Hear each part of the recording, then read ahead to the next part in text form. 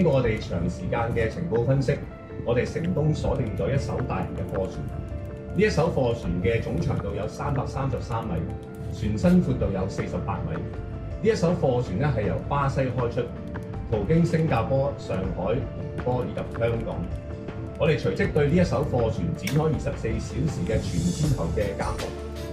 經過我哋詳細嘅檢查，我哋喺呢一個船嘅船底嘅吸水口位置咧，係檢獲到有大量嘅毒品。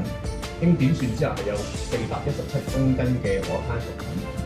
行動裏邊，我哋都拘捕咗船上邊2名嘅人士。